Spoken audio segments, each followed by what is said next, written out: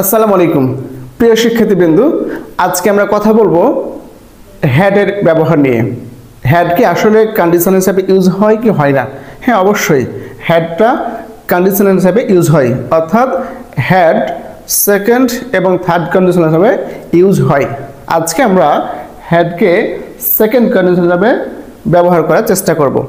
আমরা এর আগে যখন সেকেন্ড এবং থার্ড কন্ডিশনাল আলোচনা করেছিলাম ইফের ব্যবহার নিয়ে, ওখানে আমরা ক্লিয়ার করেছিলাম যে সবসময় সেকেন্ড এবং থার্ড কন্ডিশনাল মিনিং করবে ত তে তাম, ত তে তাম।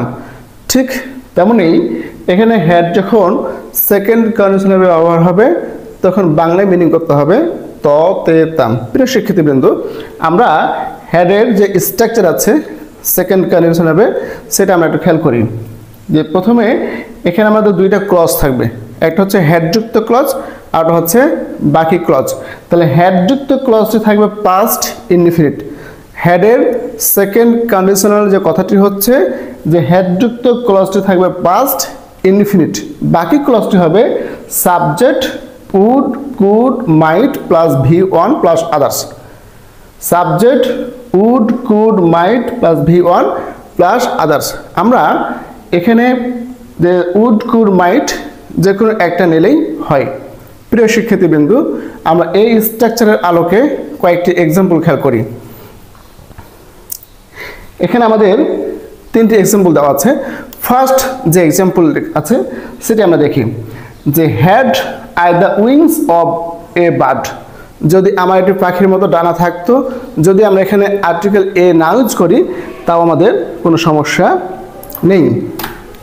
অর্থাৎ had I the wings of bird, যদি আমার পাখির মতো ডানা থাকতো I would fly in the sky. অর্থাৎ এখানে হ্যাডটা একসাথে দুইটা কাজ করছে, একটা হচ্ছে হ্যাড ইফ যদি অর্থ প্রকাশ করছে, আর হ্যাড পাস্ট টেন্সের ভার্বের কাজ করছে। অর্থাৎ বলতে পারি এই যে হ্যাডযুক্ত ক্লজটি আছে পাস্ট ইনডিফিনিট টেন্সে, তার পরের ক্লজটি হচ্ছে সাবজেক্ট উড কুড মাইটের যে কোনো একটি plus V1 plus others. Second যে এক্সাম্পলটি আছে had I any chance I would do it. যদি আমার কোনো সুযোগ থাকতো তাহলে আমি হ্যাঁ করতাম। অর্থাৎ এখানে হ্যাডটা একসাথে দুইটা কাজ করছে, একটা হচ্ছে ইফ শর্ত বোঝাচ্ছে আর হচ্ছে হ্যাডটা পাস্ট টেন্সের ভার্বের কাজ করছে। থার্ড যে এক্সাম্পলটি আছে প্রিয় শিক্ষার্থীবৃন্দু যে হ্যাড আই মাচ মানি, যদি আমার কাছে প্রচুর পরিমাণে টাকা থাকতো আই উড হেল্প দি পোর, তাহলে আমি গরিবদেরকে সাহায্য করতাম। প্রিয় শিক্ষার্থীবৃন্দু, এখানে আমরা যে অংশটি ক্লিয়ার হওয়ার চেষ্টা করলাম যে হ্যাড একসাথে দুটি কাজ করবে, একটা হচ্ছে ইফ শর্ত বোঝাবে আর হচ্ছে পাস্ট টেন্সের ভার্বের কাজ করবে। অর্থাৎ বলতেই পারি আমরা হ্যাডযুক্ত ক্লজটি যদি পাস্ট ইনডিফিনিট টেন্সে থাকে তাহলে পরের ক্লজটি হবে সাবজেক্ট উড কুড মাইট যে কোনো একটি প্লাস V1 অর্থাৎ ভার্বের প্রেজেন্ট ফর্ম।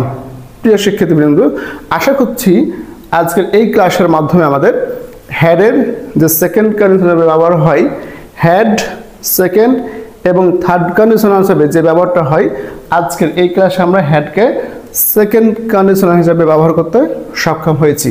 দেখা হবে পরবর্তী ক্লাসে। সে পর্যন্ত ভালো থাকো, সুস্থ থাকো। আসসালামু আলাইকুম ওয়া রাহমাতুল্লাহ।